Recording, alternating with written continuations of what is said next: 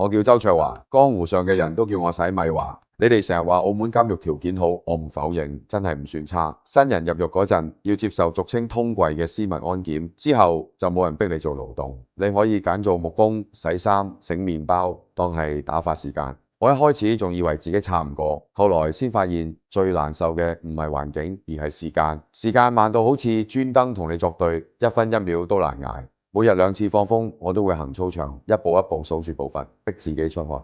因為一停低，腦入邊就會自動播返以前嗰啲畫面，喧囂嘅賭廳，來回飛馳嘅飛機，夜夜笙歌嘅宴會，閃不停嘅微光燈，仲有身邊人一句接一句嘅話歌。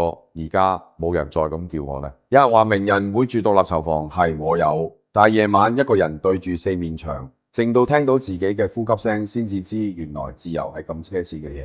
每個星期得1個鐘探監時間，見到屋企人嘅時候，我會笑住同佢哋傾偈，但係心入邊好清楚，我欠佢哋嘅，唔係一句對唔住就可以還得清。1000幾個員工冇糧出，我除咗講聲唔好意思，真係乜都做唔到。9號監獄而家有1331名囚犯，當中大約1122名係男性，209名係女性。被判囚嘅主要係犯咗販毒、欺詐或者盜竊罪。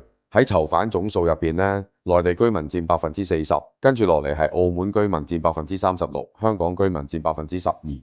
參考監獄近10年入獄人數嘅平均升幅大概係2.4%。按呢個數據推算，新監獄嘅最大收容量夠晒滿足未來20年嘅收容需求。18年刑期，法律話表現良好，坐夠2/3就可以申請出獄。12年後，我覺得好遠好遠。有人問我驚唔驚，我話唔驚就假。而家我學識咗盤腿打坐，戒咗煙，戒咗酒，每日睇書，唔係扮高尚，係如果唔咁樣逼自己有事做，我肯定會崩潰嘅。命運呢樣嘢，以前我以為自己揸得好實，話事權喺我手，而家先至醒覺，原來我一直都係喺賭緊最後一鋪。至於韻國區、崩牙區嗰啲江湖傳奇，我年輕嗰陣聽到熱血沸騰，而家諗翻轉頭，只覺得諷刺，因為無論幾威風嘅江湖神話，最後都係走入同一道鐵門。